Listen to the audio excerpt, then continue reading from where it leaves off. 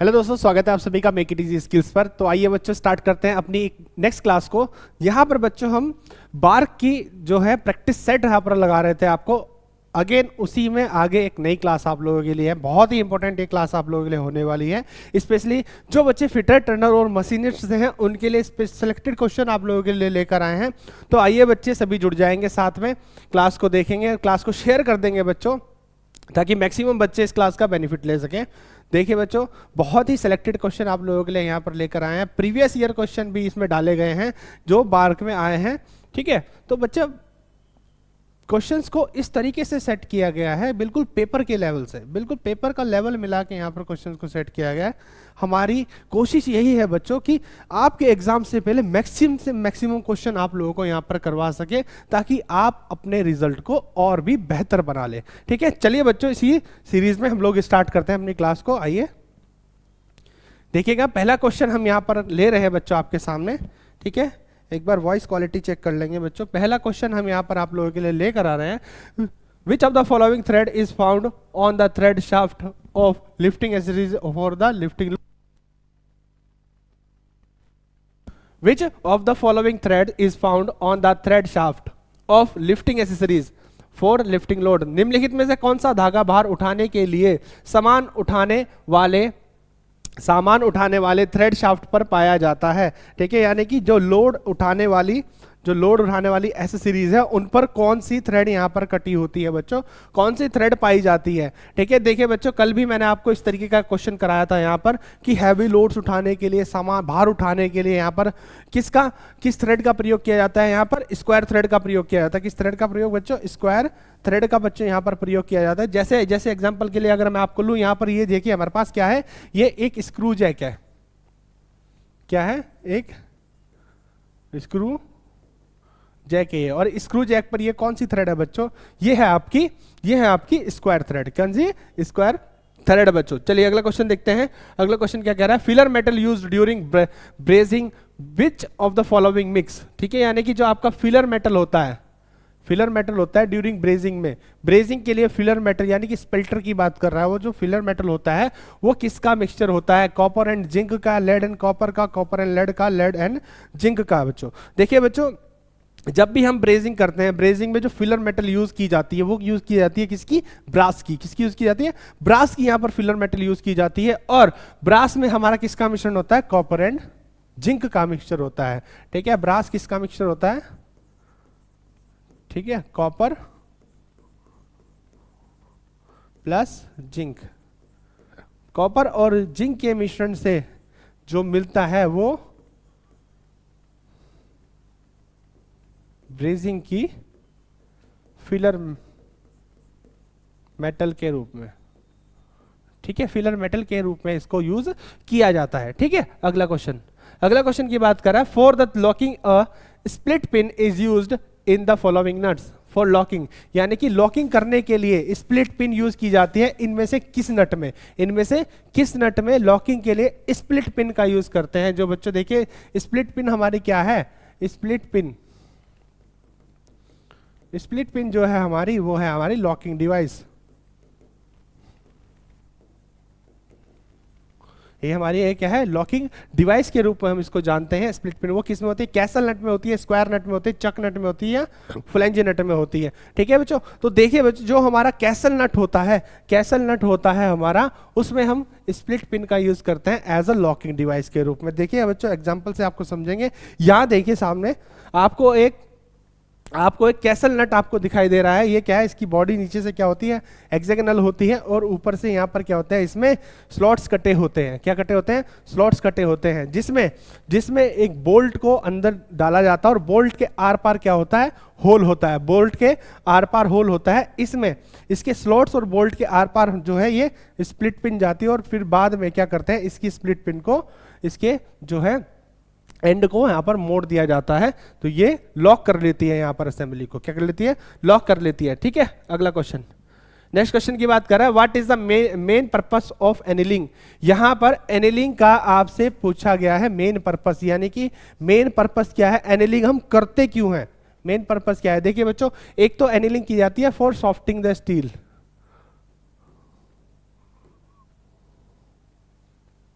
For soft the steel, steel को soft करने के लिए यहाँ पर एनेलिंग प्रोसेस किया जाता है। लेकिन ऑप्शन में देखें क्या, decrease brittleness, increase hardness, increase toughness, improve machining properties. ठीक है, तो यहां पर अगर आपका सॉफ्टन द स्टील, स्टील को सॉफ्ट करने का ऑप्शन नहीं है, तो नेक्स्ट ऑप्शन जो आता है आपका इंप्रूव द मशीनिंग प्रॉपर्टी, उसकी मशीनिंग प्रॉपर्टी को इंप्रूव करने के लिए यहां पर एनेलिंग की जाती है बच्चों। क्या है, एनेलिंग की जाती है। ठीक है, अगला क्वेश्चन देखेंगे। अगला क्वेश्चन की बात करें, safe edge file is used, जो आपकी सेफ एज फाइल होती है वो किस लिए यूज की जाती है, यहां पर जहां पर फाइलिंग करनी होती है, फाइलिंग के समय सेफ एज फाइल क्यों यूज की जाती है? टू ब्रिंग गुड फिनिश, अच्छी फिनिश प्राप्त करने के लिए, to save the attached arm, attached arm को बचाने के लिए यानी संलग्न भुजा को बचाने के लिए, to for finish the flat surfaces only, केवल फ्लैट सर्फेसिस को फिनिश करने के लिए, to cut the metal quickly, metal को जल्दी से काटने के लिए। यहां पर देखिए बच्चों, सेफ एज फाइल क्या होती है, जिसको हैंड फाइल के नाम से भी हम जानते हैं। दूसरा नाम क्या होता है सेफ एज फाइल का, हैंड फाइल। और फाइल किसकी बनी होती है, हाई कार्बन स्टील की बनी होती है बच्चों। तो सेफ एज फाइल की एक विशेषता क्या होती है, उसके एक एज पर दांते नहीं होते, एक एज प्लेन होती है। ठीक है, एक एज प्लेन होती है उसकी। देखेंगे यहां पर, ये देखिए आपके सामने क्या है, एक सेफ एज फाइल है। यहां पर इस वाले एजिस पर, इस वाले एज पर टीथ नहीं कटे होते। ठीक है, तो इस फाइल का यूज कहां करते हैं बच्चों, जब हमें यहां पर देखिएगा बच्चों 90 डिग्री पर या इसकी फाइलिंग करनी है, और ये जो हमारी दूसरी भुजा है, इसकी दूसरी साइड है, इसको हमें घिसने से बचाना है, इसको सेफ रखना है। तो यहां पर हम सेफ एज फाइल का यूज करते हैं, यानी कि टू सेव अटैच्ड आर्म, यानी कि आपकी संलग्न भुजा को बचाने के लिए हम यहां पर किसका यूज करते हैं, सेफ एज फाइल का यूज करते हैं। क्लियर हो गया? चलिए अगला क्वेश्चन देखते हैं। अगला क्वेश्चन की बात करें, experiment to connect two pipes in the same line, आपको दो पाइप को एक ही लाइन में कनेक्ट करना है। दो पाइप जो है, connect the two pipe in a same line, इसका मतलब क्या कह रहा है, सेम व्यास के पाइप होंगे। यहां कहीं लिखा नहीं है कि अलग अलग डायमीटर के पाइप हैं, तो ऑब्वियस सी बात है कि सेम साइज के, सेम डायमीटर के पाइप होंगे। तो उन पाइपों को एक ही लाइन में जोड़ना है। ये पाइप है, ये आपके दो पाइप है, इनको एक ही लाइन में हमें जोड़ना है। ठीक, तो यहां हम किसका प्रयोग करेंगे, हम स्टॉप वॉल्व का प्रयोग करें, ग्लोब वॉल्व का प्रयोग करें, रिड्यूसर सॉकेट का प्रयोग करेंगे, या हम यहां पर सॉकेट का प्रयोग करेंगे। ठीक है, किसका प्रयोग करेंगे बच्चों, यहां पर हम यहां पर यूज करेंगे सॉकेट का। किसका यूज करेंगे, सॉकेट का यूज करेंगे। देखिए बच्चों, कुछ इस तरीके का आपको ये सॉकेट होता है। ठीक है, पाइप की लेंथ को बढ़ाने के लिए, पाइप की दो एक समान साइज के पाइप की लेंथ को बढ़ाने के लिए हम क्या करते हैं, सॉकेट का यूज करते हैं। किसका यूज करते हैं, सॉकेट का यूज करते हैं। अगर हम बात करते हैं स्टॉप वॉल्व की, यानी कि फ्लो को बंद करने के लिए, फ्लो को बंद करने के लिए। ठीक है, दूसरा अगर ग्लोब वॉल्व की बात करें, फ्लो को कंट्रोल करने के लिए किसका यूज करते हैं, ग्लोब वॉल्व का यूज करते हैं। अगर रिड्यूसर सॉकेट, हम रिड्यूसर सॉकेट का कहां यूज करते हैं, फ्लो के प्रेशर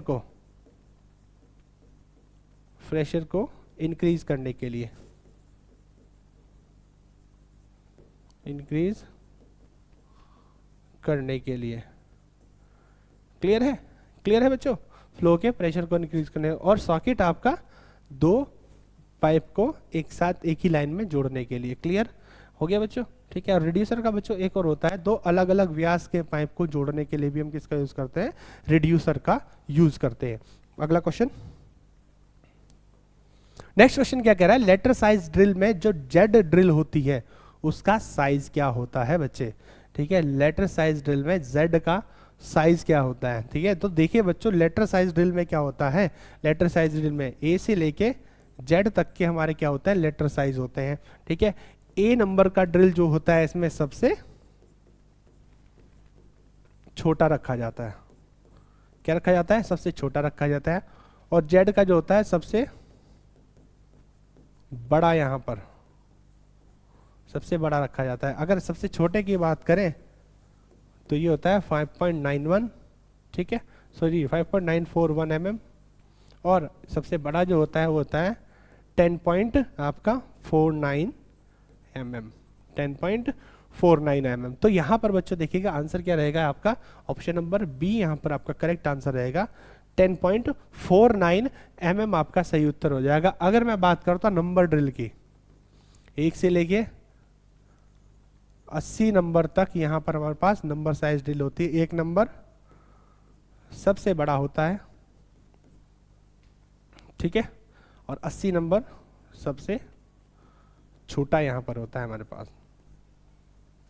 बात करते हैं अगर नंबर साइज ड्रिल में सबसे बड़े की बात करते हैं तो ये हो जाता है आपका 5.79 mm, ठीक, और आपका सी नंबर का 0.35 mm। ये आपके नंबर साइज ड्रिल में होते हैं साइजेस, तो इसका ध्यान रखेंगे बच्चों, ठीक है, क्लियर है। अगला क्वेश्चन देखते हैं। अगला क्वेश्चन क्या कह रहा है, the range of the telescopic gauge.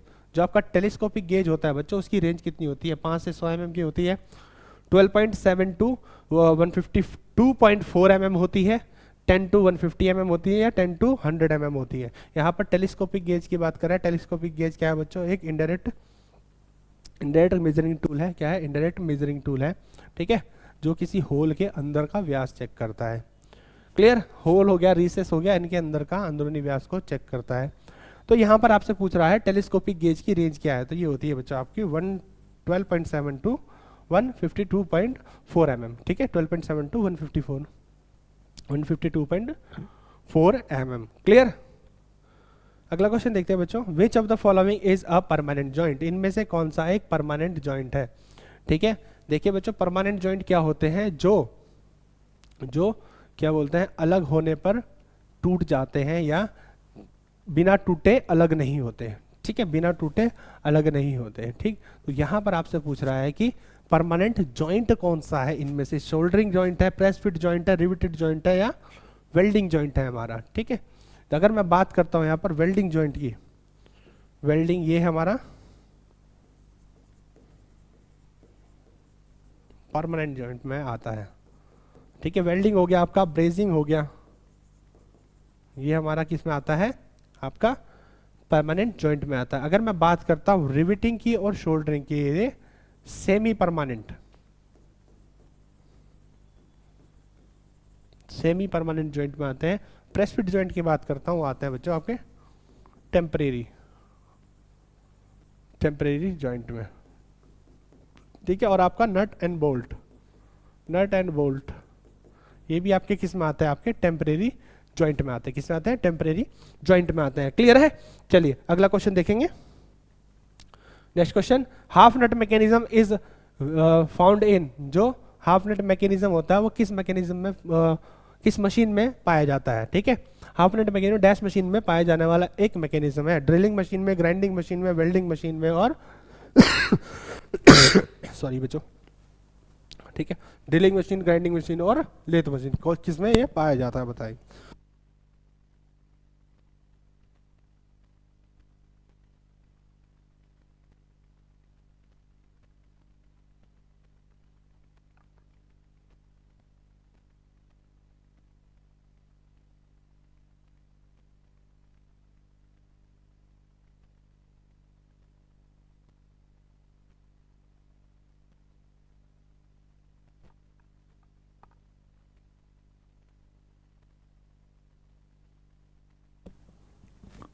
ठीक है बच्चों, कौन सी मशीन में ये पाया जाता है, drilling machine, grinding machine, welding machine या लेथ मशीन। तो हमारा जो लेथ मशीन होता है बच्चों, लेथ मशीन में हमारा क्या होता है, ये हाफ नट मैकेनिज्म पाया जाता है। जो हाफ नट मैकेनिज्म का क्या कार्य होता है, वो लीड स्क्रू के साथ एंगेज करके चूड़ियां काटता है, ठीक है। चूड़ियां, जब हमें चूड़ियां काटनी होती है लेथ मशीन पर, तो इसको लीड स्क्रू के साथ एंगेज करते हैं, जिससे हमारा जो है कैरिज ऑटोमेटिक फीड लेता है। क्लियर। अगला क्वेश्चन देखेंगे। The center fixed in the tail stock spindle is known as. जो स्पिंडल के, जो आपकी लेथ मशीन है, लेथ मशीन के टेल स्टॉक पर जो स्पिंडल फिट होता है, जो स्पिंडल पर जो सेंटर फिट होता है, टेल स्टॉक के स्पिंडल पर जो सेंटर फिट होता है, उसे क्या कहते हैं बच्चों, live centre, dead centre, ghost centre या फेंट सेंटर। किस सेंटर के नाम से जाना जाता है बच्चों। तो देखिए बच्चों, जो टेल स्टॉक पर होता है, टेल स्टॉक पर जो होता है उसको बोलते हैं हम डेड सेंटर, डेड सेंटर, ठीक है। और जो आपका हेड स्टॉक पर होता है, हेड स्टॉक स्पिंडल पर होता है, उसको बोलते हैं लाइव सेंटर। क्या बोलते हैं? लाइव सेंटर के नाम से उसको जानते हैं। ठीक है, डेड सेंटर हो गया आपका टेल स्टॉक पे और लाइव सेंटर हो गया आपका हेड स्टॉक पे। ठीक है, और बच्चों एक और जो सेंटर है यहाँ पर हम यूज करते हैं रिवॉल्विंग सेंटर, वो टेल स्टॉक पे यूज करते हैं, और आपका हाफ सेंटर भी हम टेल स्टॉक पर यूज करते हैं। क्लियर है? चलिए अगला क्वेश्चन देखते हैं बच्चों, क्या है?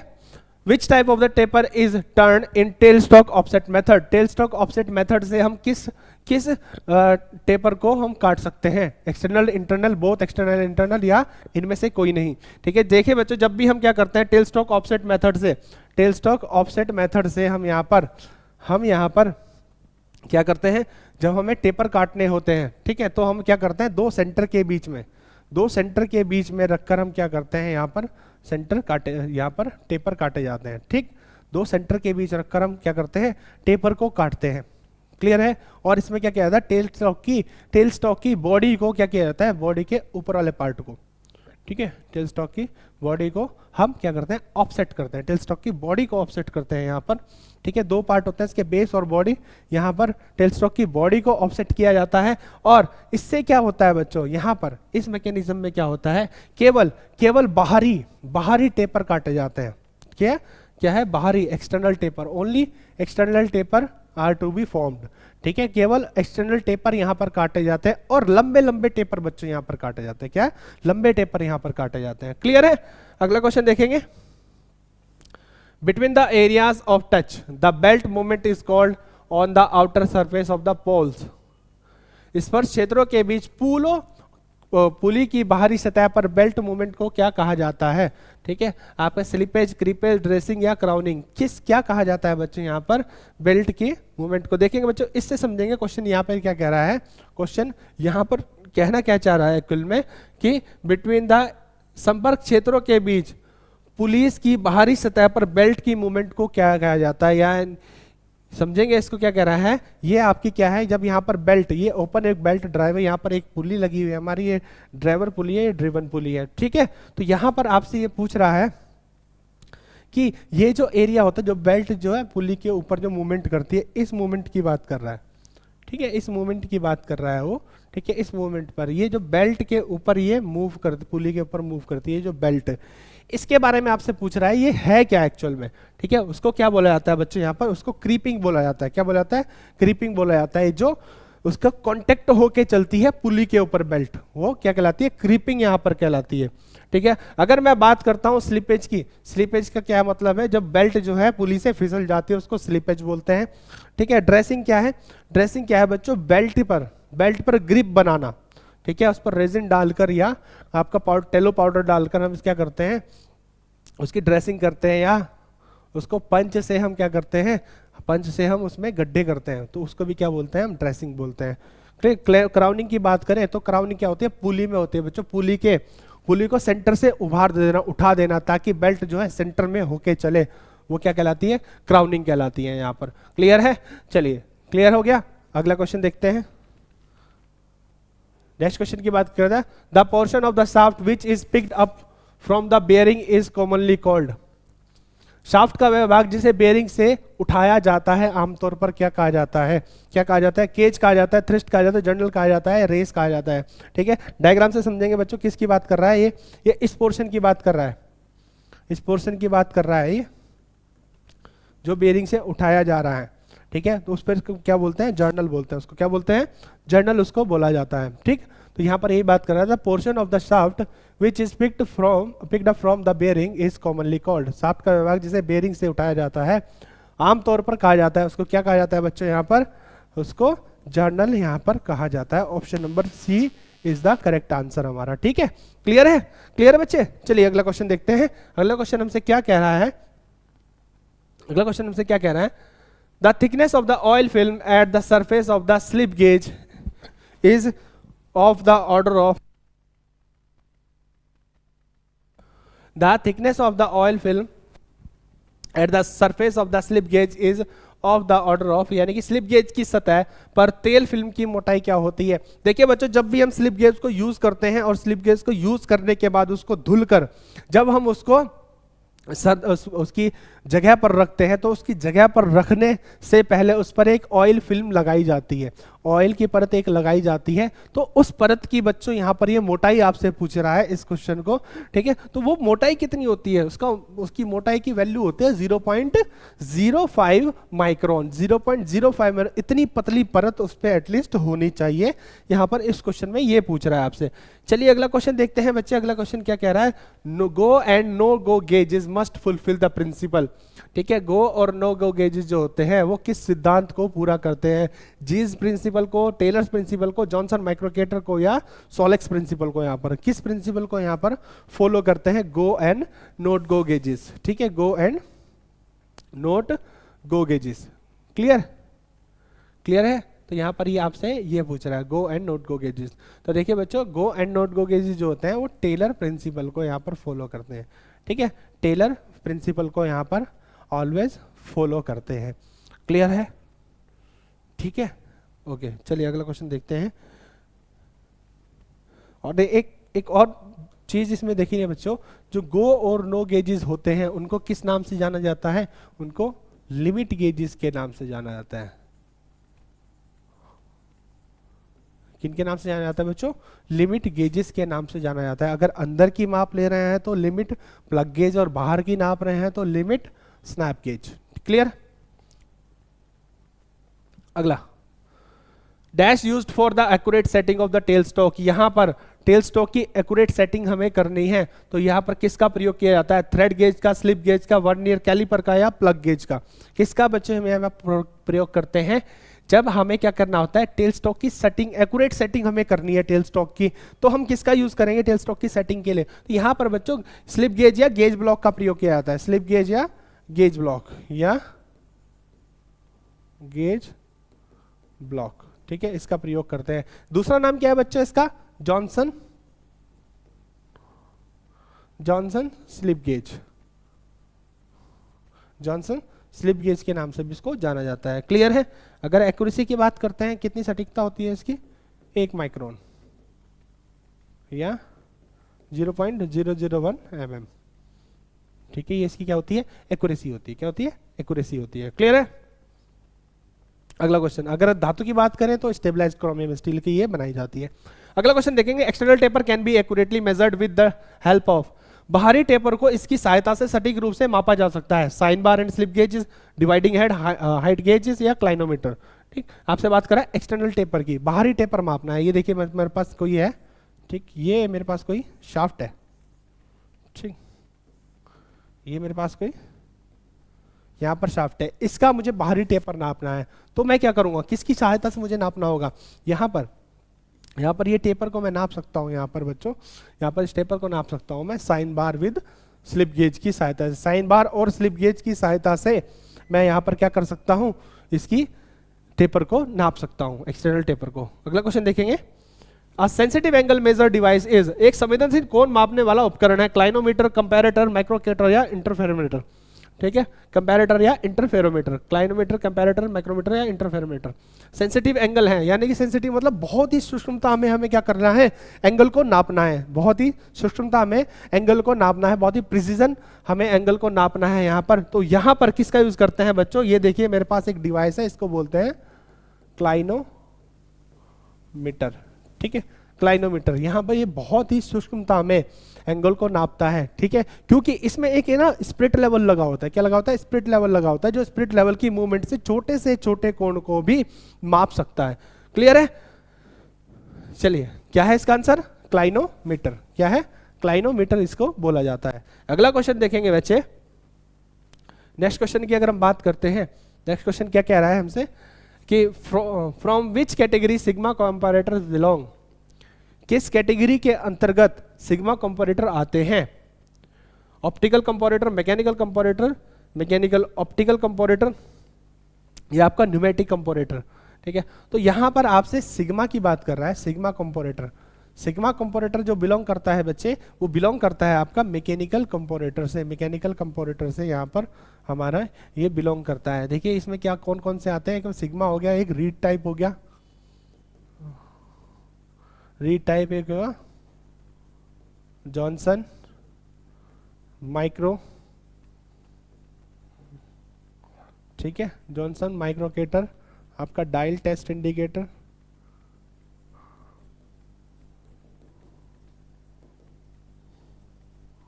ठीक है, और आपका ये सिग्मा, ठीक है, सिग्मा।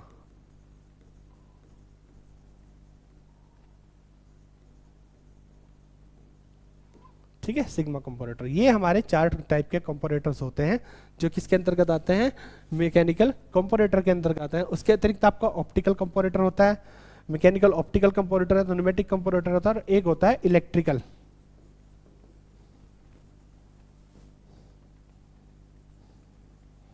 ठीक है, इलेक्ट्रिकल कंपोनेटर। क्लियर, इतने टाइप के हमारे पास क्या होते हैं, कंपोनेटर होते हैं।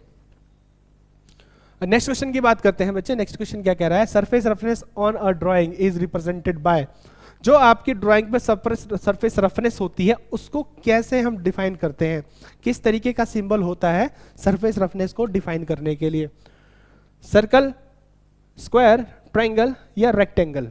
ठीक है, सर्कल, स्क्वायर, ट्रायंगल या रेक्टेंगल। देखिए बच्चों, जब भी हम सरफेस रफनेस की बात करते हैं, ठीक है, सरफेस रफनेस मतलब आर ए, ठीक है, आर ए वैल्यू, ठीक, आर ए वैल्यू, जो हमारी आर ए वैल्यू होती है, ठीक है, उसका सिंबल जो होता है वो होता है ट्रायंगल। ठीक है, ट्रायंगल होता है, लेकिन कैसा, उल्टा ट्रायंगल। कैसा होता है, उल्टा ट्रायंगल होता है। ये क्वेश्चन आ चुका है बच्चों कि शेप कैसी होती है, उल्टा ट्रायंगल होता है। ठीक है, कैसे होती है, ट्रायंगल। अगला क्वेश्चन देखेंगे। नेक्स्ट क्वेश्चन की बात कर रहा है बच्चों, G02 function is used for, जो G02 फंक्शन होता है वो किसके लिए यूज होता है। देखिए बच्चों, circular motion for counter clockwise, circular motion for counter clockwise, sorry, option number A है circular motion for clockwise direction, circular motion for counter clockwise direction. Option number B, spindle rotation clockwise, spindle rotation counter clockwise. तो देखेंगे बच्चों, जो हमारा ये CNC जी code होता है, ठीक है, जो जी कोड होता है, ठीक है, जी कोड में जो G02 होता है बच्चों, वो किसके लिए यूज हो जाता है, circular motion for counter clockwise. ये किसके लिए होता है, G02। अगर हमें, sorry, circular motion for clockwise के लिए यहां पर होता है G02। अगर हमें काउंटर क्लॉकवाइज इसको डायरेक्शन करना, उल्टी डायरेक्शन में हमें इसको घुमाना है, ठीक है, सर्कुलर मोशन को उल्टी डायरेक्शन में, तो ये G03, ठीक, यानी कि जब G03 की बात करेगा तो सर्कुलर मोशन काउंटर क्लॉकवाइज होगा, जब G02 की बात करेगा तो सर्कुलर मोशन क्लॉकवाइज डायरेक्शन में होगा। ठीक है, इतना ध्यान रहेगा बच्चों, आपको ये ध्यान रहना चाहिए। अगला क्वेश्चन देखते हैं। नेक्स्ट क्वेश्चन क्या कह रहा है बच्चे, कि which of the following is used to hold straight shank drill with a diameter less than 12 mm। ठीक है, 12 mm से कम, 12 mm से कम व्यास वाले सीधे सैंक ड्रिल को पकड़ने के लिए निम्नलिखित में से किसका उपयोग किया जाता है। आपको एक स्ट्रेट सैंक ड्रिल को पकड़ना है जिसका साइज कितना है, 12 mm से कम है। तो 12 mm से कम जो साइज होता है ड्रिल का, उसको सीधे डायरेक्ट हम किस में पकड़ते हैं, ड्रिल चक में हम इसको पकड़ते हैं। ठीक है, ड्रिल चक में उसको पकड़ा जाता है। किस में पकड़ा जाता है बच्चों, सीधा सीधा ड्रिल चक में। क्लियर, क्लियर है। चलिए अगला क्वेश्चन देखते हैं। अगला क्वेश्चन देखते हैं। Grain size comes under 46 group as per Indian standard. भारतीय मानक के अनुसार अनाज का आकार 46 समूह के अंतर्गत आता है, यानी कि किस ग्रुप के अंतर्गत आता है। अगर ग्रेन का साइज क्या है, अगर ग्रेन का साइज बच्चों 46 है तो वो किस ग्रुप के अंदर आएगा। वो थिक होगा, मीडियम होगा, फाइन होगा या वेरी फाइन होगा। थिक होगा, मीडियम होगा, फाइन होगा या वेरी फाइन होगा बच्चों। ठीक है, तो देखिए ग्राइंडिंग व्हील में हम पढ़ चुके हैं इसको, जो ग्रेन साइज होते हैं हमारे, ठीक, वो 4 कैटेगरी में होते हैं हमारे, थिक, मीडियम, फाइन और वेरी फाइन। इसको हम क्या बोलते हैं, कोर्स भी बोलते हैं। ठीक है, कोर्स। तो देखेंगे बच्चों, हमारा जो ये है, हमारा चार्ट है बच्चों, यहाँ पर ये इस चार्ट में हम देखेंगे, ये है आपका abrasive grain size. Abrasive grain size क्या है देखेंगे। जो कोर्स वाला है वो किस से चलता है, 8 से लेके 24 तक, 8 से लेके 24 तक हमारा कोर्स में आएगा। ठीक है, फिर मीडियम की बात करते हैं, आपका 30 से लेके 60 तक, 30 से लेके 60 तक मीडियम ग्रेन साइज में आएगा। अगर हम फाइन की बात करते हैं तो 70 से लेके 180 तक, फाइन ग्रेन साइज में आ जाएगा। और वेरी फाइन की अगर हम बात करें, वेरी फाइन की अगर हम बात करें तो 220 से लेकर 600 तक हमारा क्या रहता है, वेरी फाइन में रहता है, वेरी फाइन में रहता है। तो यहां पर बच्चों हमसे पूछा गया था 46 के बारे में। 46 ग्रेन साइज किसके अंतर्गत आता है, यहां पर मीडियम ग्रेन साइज के, क्या है, मीडियम ग्रेन साइज के अंतर्गत आता है। ये ध्यान रहेगा बच्चों, इस तरीके से हम इस टेबल को बच्चों हमेशा याद रखेंगे। वो अभी यहाँ पर मीडियम के बारे में बात कर रहा है, यहाँ पर वो फाइन के बारे में पूछ सकता है, वेरी फाइन के बारे में पूछ सकता है, ठीक है। एक NSCL का पेपर था बच्चों, उसमें यहाँ पर पूछा गया था 220 के बारे में। तो 220 ग्रेन साइज होता है वो किसके अंतर्गत आता है, यानी कि वेरी फाइन ग्रुप के अंतर्गत आता है वो। क्लियर। अगला क्वेश्चन देखेंगे। नेक्स्ट क्वेश्चन की अगर हम बात करें, what is the ratio of the copper and zinc in Muntz metal.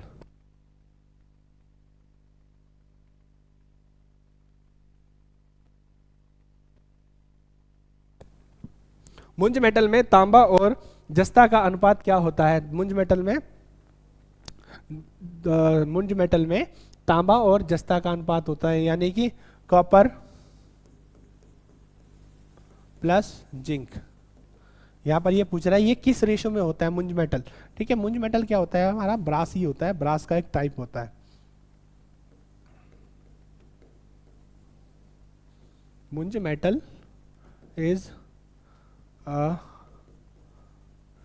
Type of brass, ठीक है। ब्रास का एक टाइप होता है, ठीक है, मुंज मेटल। तो मुंज मेटल में आपसे पूछ रहा है ये परसेंटेज कितनी होती है, अगर आपका इसका रेशो कितना रखा जाता है यहाँ पर, ठीक है। जब हमारा मुंज मेटल होता है उसमें 67% और तो होता है कॉपर, और आपका 37% यहाँ पर क्या होता है, जिंक होता है। इनको मिलाकर हमारा क्या बनता है, इनको मिलाकर हमारा बनता है मुंज मेटल। ये क्या बनता है, मुंज मेटल यहाँ पर बनता है। क्लियर, मुंज मेटल यहाँ पर बनता है। और यहाँ पर इसको माफ कीजिएगा, 63-37, ठीक है, क्या 63-37।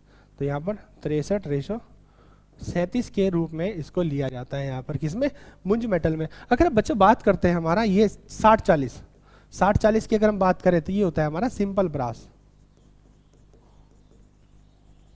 क्या होता है, सिंपल ब्रास होता है। और अगर इसकी बात करें 70-30 की, हमारा होता है cartridge brass,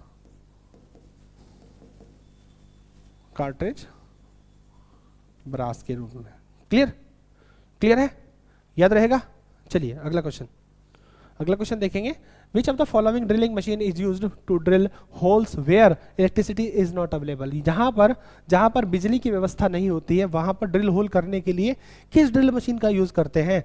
bench drilling machine, plate drilling machine, radial drilling machine या रैचेट ड्रिलिंग मशीन। देखिए बच्चे क्वेश्चन ऐसे हैं ये कि आपको प्रैक्टिकल बेसिस पे ही आपको पता चल पाएगा इनका, ठीक है। प्रैक्टिकल बेसिस पे ही क्वेश्चन आजकल बनते हैं, आजकल पूछता है, क्योंकि आईटीआई में आपको प्रैक्टिकल नॉलेज होनी बहुत ज़रूरी है। और बार्क से रिलेटेड एग्जाम के लिए आपको प्रैक्टिकल नॉलेज होना बहुत ज़रूरी है बच्चे, बहुत ज़रूरी है कि आपने प्रैक्टिकल नॉलेज हो आपके पास, तभी आप बार्क के पेपर को क्वालिफाई कर पाएंगे। क्योंकि बार्क जो है हमेशा से ही आपको प्रैक्टिकल बेसिस क्वेश्चन पूछता आया है और आगे भी पूछता रहेगा, ठीक है। चलिए, Which of the following drilling machine is used to drill holes where electricity is not available? Bench drilling machine, pillar drilling machine, radial drilling machine या ratchet drilling machine। तो देखिए बच्चों ये जो तीनों ड्रिल मशीन होती है हमारी, बेंच, पिलर और रेडियल, ये होती है हमारी क्या, स्टेशनरी टाइप,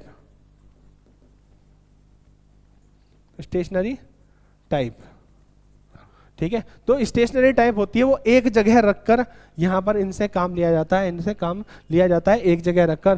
तो ये हमारी क्या है बच्ची, कौन सी, ratchet drill machine. Ratchet drilling machine से ही हम क्या करते हैं, जहां पर इलेक्ट्रिसिटी नहीं होती वहां पर हम इसका यूज करते हैं, बच्चों। क्लियर है। अगला क्वेश्चन देखेंगे। Which type of the gear drive change rotary motion to the linear movement, ठीक है। लीनियर रोटरी मोशन को लीनियर मूवमेंट में कन्वर्ट करने के लिए, ठीक है, लीनियर मूवमेंट में कन्वर्ट करने के लिए आपको किस गियर मैकेनिज्म की जरूरत पड़ती है। Hypoid gear, herringbone gear, rack and pinion या हेलिकल गियर। यहाँ पर तो देखेंगे बच्चों, एक हमारे पास क्या होता है, ये हमारे पास एक छोटा गियर होता है,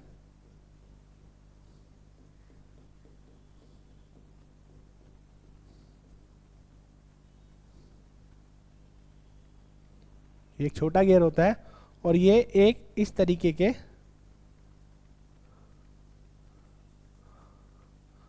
इस तरीके के ये एक स्लैब पर चलता है, ठीक है, स्लैब पर ये चलता है। तो यानी कि ये क्या कर रहा है, ये पिनियन जो है, पिनियन जो है, ये पिनियन जो है ये रोटरी मोशन कर रहा है, और यहाँ पर ये जो रैक है इसका, क्या रैक है इसका, ये इसकी डायरेक्शन को, मूवमेंट को क्या कर रहा है, ऊपर नीचे कर रहा है, ठीक है। यानी कि आपका क्या कर रहा है, उसको कन्वर्ट कर रहा है लीनियर मूवमेंट में, किसमें, लीनियर मूवमेंट में। तो यानी कि रोटरी मोशन को लीनियर मूवमेंट में कन्वर्ट करने के लिए आपको किसकी जरूरत होती है, आपको रैक एंड पिनियन, ठीक है, रैक एंड पिनियन की जरूरत होती है। क्लियर, ऑप्शन नंबर सी हमारा सही हो जाएगा यहाँ पर। चलिए अगला क्वेश्चन देखते हैं बच्चे। अगला क्वेश्चन क्या कह रहा है हमसे, why the face of the pulley is crowned in the power transmission. जो आपकी पुली होती है उसके फेस को क्राउनिंग क्यों की जाती है पावर ट्रांसमिशन के दौरान, ठीक है। Increase the tension, decrease the tension, keep the belt in centralise, allow the pulley free rotation, ठीक। तो देखिए बच्चों यहाँ पे क्या होता है, जब भी हमें पंप पुली की बात करते हैं, पुली की बात करते हैं, देखिए यहाँ पर भी मैंने आपको बताया था, इस तरीके से एक एग्जांपल देके समझाया था बच्चों आपको। ये देखेंगे, इसकी बात करेंगे यहाँ पर, इसकी अगर हम बात करें यहाँ पर, ये हमारे पास दो पुली है, पुली के ऊपर ये है बेल्ट लगी हुई है, क्या है, बेल्ट लगी हुई है यहाँ पर।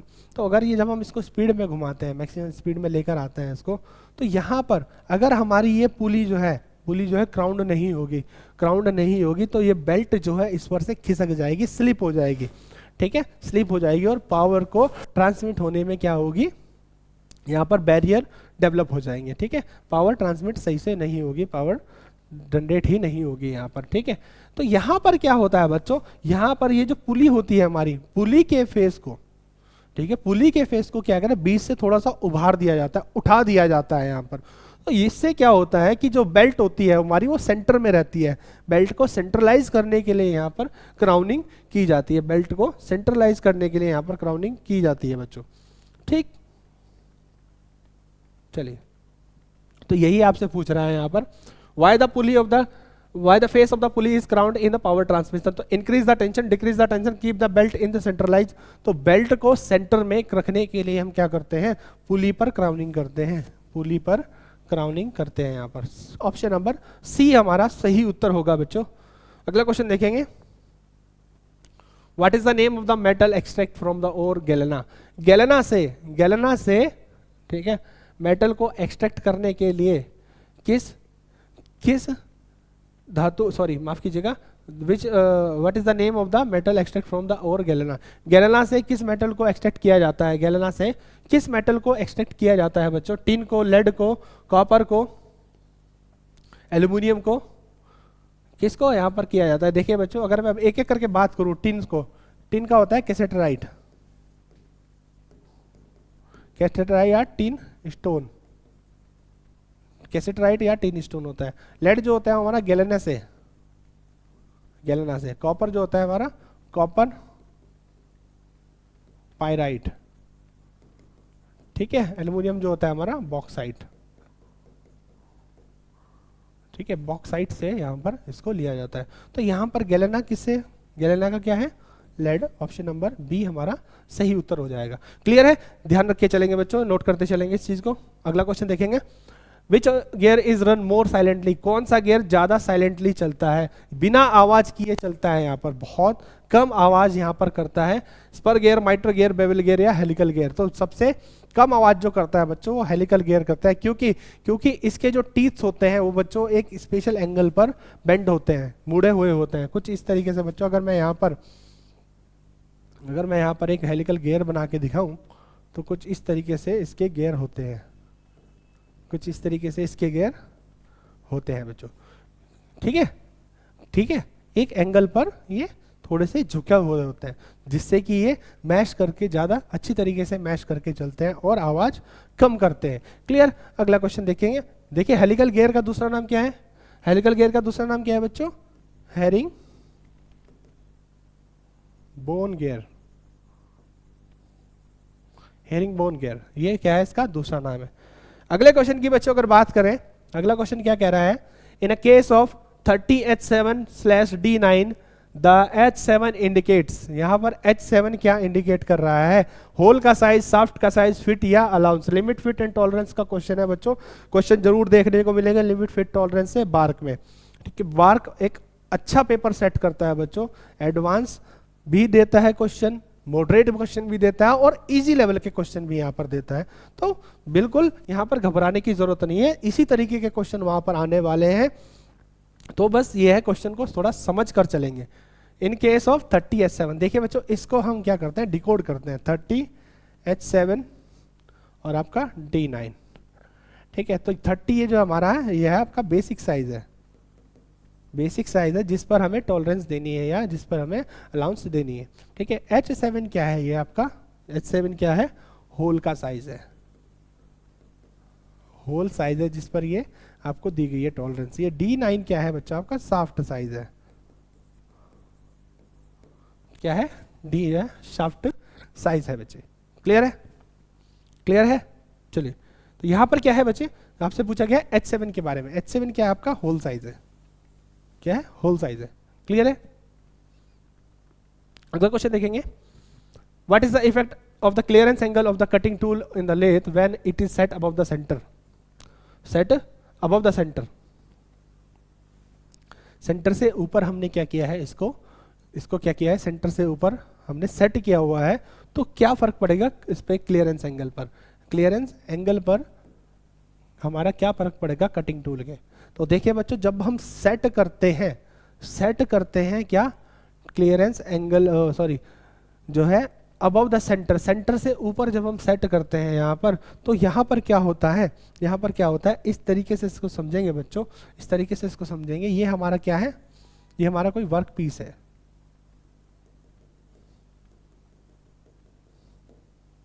ये हमारा कोई वर्क पीस है। इसके पॉइंट को हमने क्या किया, सेंटर से अबव यहां पर सेट कर दिया।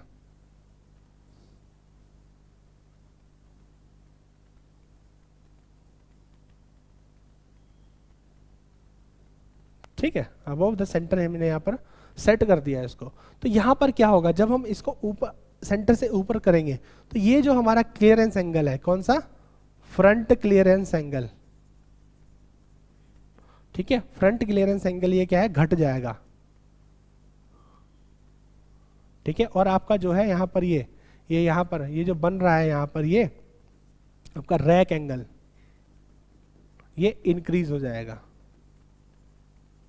रैक इंक्रीज हो जाएगा और आपका क्लियरेंस एंगल कम हो जाएगा। कौन सा, फ्रंट वाला, फ्रंट क्लियरेंस एंगल कम हो जाएगा। ठीक, तो यहां पर क्या है, front clearance angle get decrease, कम हो जाएगा। ठीक है, ठीक है बच्चे, आई बात समझ में। ये देखेंगे यहाँ पर इस तरीके से यहाँ पर देखेंगे, ये वाला ये रैक एंगल बढ़ जाएगा इसका। अगर यहाँ पे नॉर्मल मैं खींचता हूँ तो यहाँ पर ये अबव द सेंटर इसको करते हैं। ठीक है, यहाँ पर ये अगर मैं इसको अबव द सेंटर करता हूँ तो ये वाला जो एंगल है इसका क्लियरेंस एंगल फ्रंट वाला ये घट जाएगा। आई बात समझ में। चलिए अगला क्वेश्चन देखते हैं। For the turning cast iron, which tool material is most suitable for turning with the maximum cutting speed? For the turning cast iron, which tool material is most suitable for turning with maximum cutting speed? यानी कि हमें cast iron की क्या है, turning करनी है बच्चों। Cast iron की टर्निंग करनी है यहाँ पर, और आपको क्या चाहिए, मैक्सिमम स्पीड चाहिए, मैक्सिमम स्पीड चाहिए यहाँ पर। तो हम किस मटेरियल का यूज करेंगे, डायमंड का, स्टेलाइट का, सीमेंटेड कार्बाइड का, हाई स्पीड स्टील का। तो देखिए बच्चों, हमें क्या होता है, जो मैक्सिमम स्पीड होती है वो किसके लिए होती है, वो डायमंड की होती है सबसे ज्यादा। किसकी होती है, डायमंड की होती है। कितना, 500 metre per minute, more than 500 metre per minute, ये होती है आपकी डायमंड की। तो आपको मैक्सिमम कटिंग स्पीड पर अगर करना है तो आपको डायमंड यहाँ पर चाहिए होगा। चाहे आपको चाहे आपको टर्निंग करनी हो कास्ट आयरन की, या आपको टर्निंग करनी हो आपको हाई स्पीड स्टील की, या टर्निंग करनी हो आपको हाई कार्बन स्टील की। यहाँ पर बच्चों अगर मैक्सिमम की बात कर रहा है, क्या कर रहा है, अधिकतम कह रहा है मैक्सिमम कटिंग स्पीड पर, तो आपका डायमंड यहाँ पर यूज होगा। क्या होगा, डायमंड बच्चों यहाँ पर यूज होगा। अगला क्वेश्चन देखेंगे बच्चे, एल्यूमिनियम शीट का वजन जो है एल्यूमिनियम शीट का वजन जो है आकार अच्छा सॉरी माफ कीजिएगा, weight of the aluminium sheet, यानी कि वेट निकालना है एल्यूमिनियम शीट का। ठीक है, डेंसिटी दे रखी है आपको 27 ग्राम पर सीसी। ठीक है, 27 ग्राम पर सीसी यहाँ पर डेंसिटी दे रखी है। साइज क्या है, 1 मीटर विड्थ है, 1 मीटर क्या है लेंथ है, एंड 1 मीटर क्या है आपकी थिकनेस है। यहाँ पर क्या है आपकी थिकनेस है यहाँ पर। ठीक है, तो यहाँ पर आपसे क्या पूछा गया है बच्चों, इसका वेट पूछा गया है एल्यूमिनियम शीट का। एल्यूमिनियम शीट का वेट पूछा गया। देखिए लिख लेंगे बच्चों, यहाँ पर क्या है डेंसिटी दे रखी है, डेंसिटी दे रखी है 27 ग्राम पर सीसी। ठीक, आपका क्या दे रखा है, साइज दे रखा है, यहाँ पर साइज दे रखा है क्या,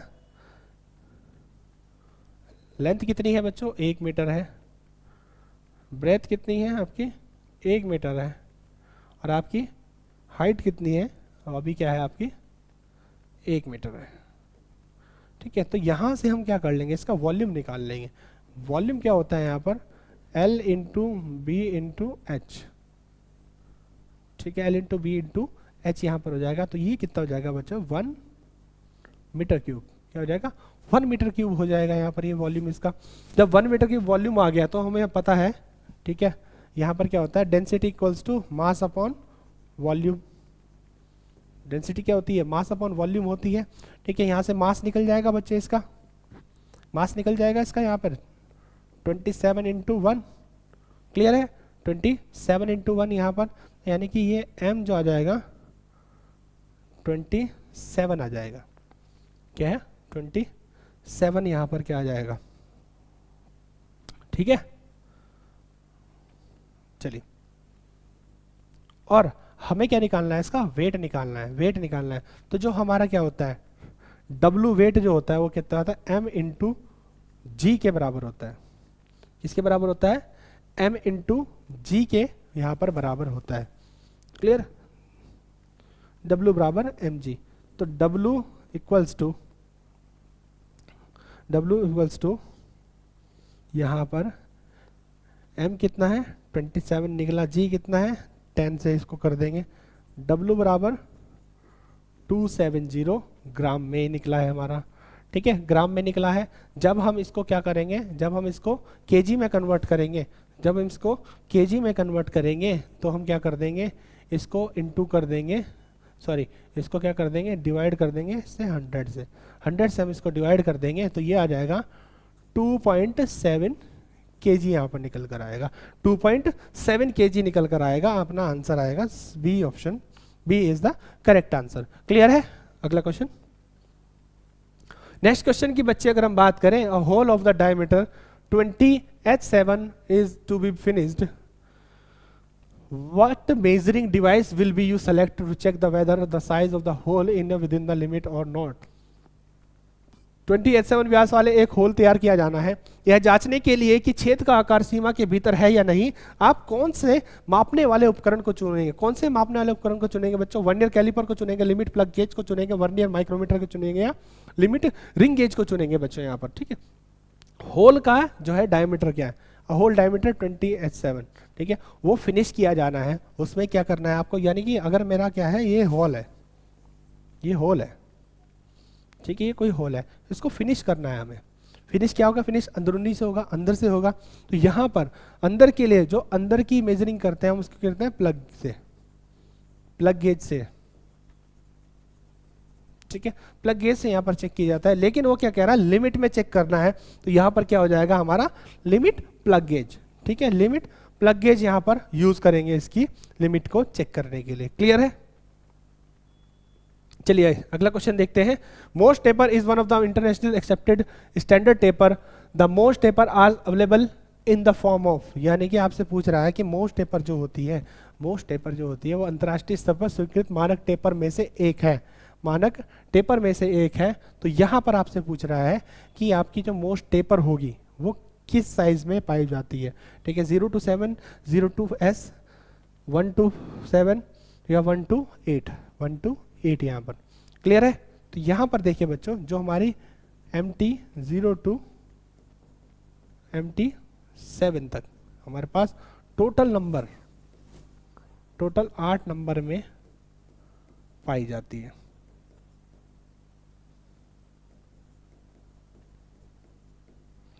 टोटल हमारे पास 8 नंबर में ये पाई जाती है।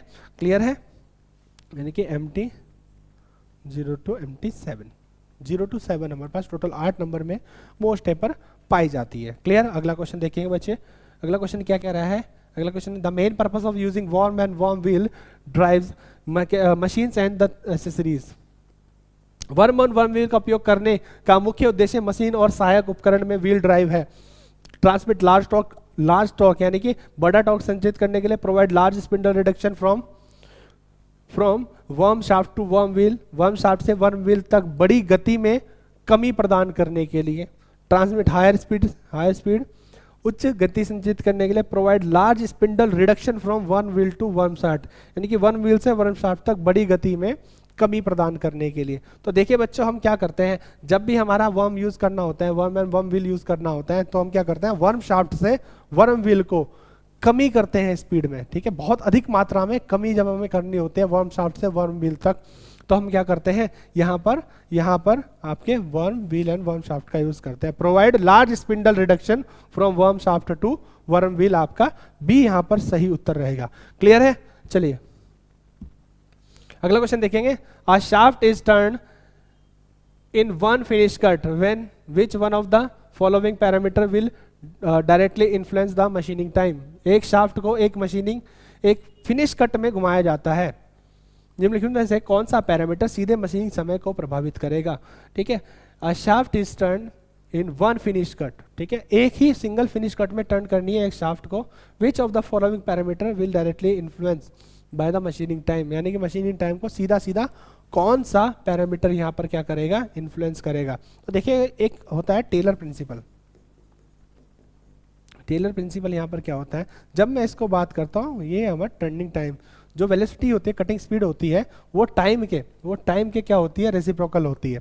ठीक है, तो यहाँ पर जो उसका टूल का जो ट्रेवल डिस्टेंस है, ट्रेवल टाइम है, वो उसको सीधे सीधे क्या करेगा, इन्फ्लुएंस करेगा, सीधे सीधे वो इफेक्ट करेगा यहाँ पर, अगर हमें सिंगल कट में डालना है। क्लियर। अगला क्वेश्चन देखेंगे। The component of the surface texture upon which the roughness is superimposed known as. ठीक है, आपसे कह रहा है सतह की बनावट वह घटक है जिस पर खुरदरापन आरोपित होता है। सरफेस रफनेस कहलाती है, सरफेस टेक्सचर कहलाता है, ले कहलाता है, या वेवीनेस कहलाती है। क्या कहलाती है? The component of the surface texture, ठीक है, upon which the roughness is superposed known as. तो देखिए बच्चों, इस तरीके का जो क्वेश्चन होता है, यहाँ पर ये कहना क्या चाह रहा है कि जो हमारी सरफेस रफनेस बनती है वो किस पर सुपर इम्पोज्ड होती है, यहाँ पर देखेंगे, यहाँ पर क्या है, हमारे पास एक ये प्रोफाइल है। ठीक है, एक प्रोफाइल है, यहाँ पर सरफेस रफनेस की एक प्रोफाइल है। ठीक है, यहाँ पर क्या है, ये टूल के चलने से ये ऊपर नीचे हिल्स एंड वैलीज ये बनी हुई है। ठीक है, हिल्स एंड वैलीज ये बनी हुई है, जिसमें क्या है, टूल हमारा मूवमेंट करता है।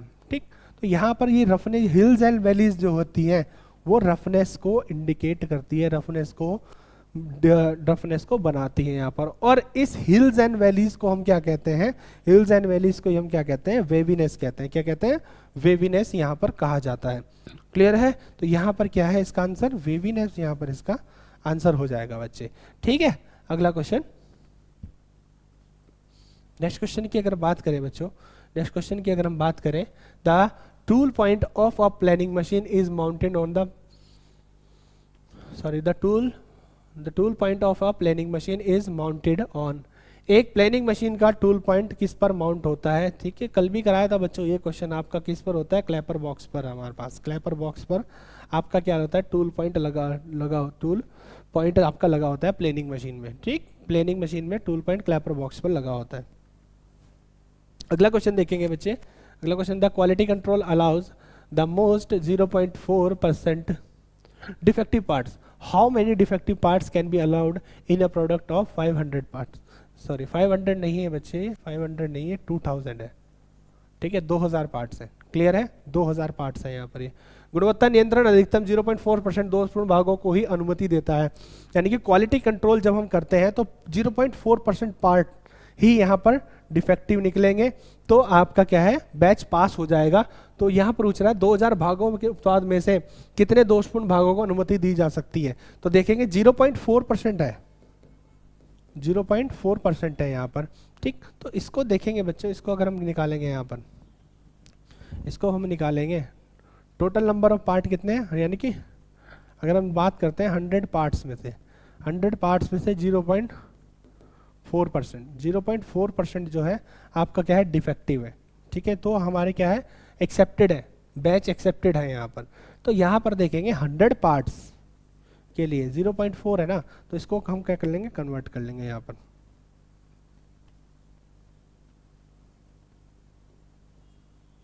सॉरी, माफ कीजिएगा, तो 0.4 इंटू 100, एक मिनट आपसे क्या कह रहा है, 0.4% पार्ट्स हैं। ठीक, यानी कि 100 का 0.4%, 100 का 0.4% यहाँ पर एक्सेप्टेड हो जाएगा। तो टोटल डिफेक्टिव पार्ट्स हम निकालेंगे,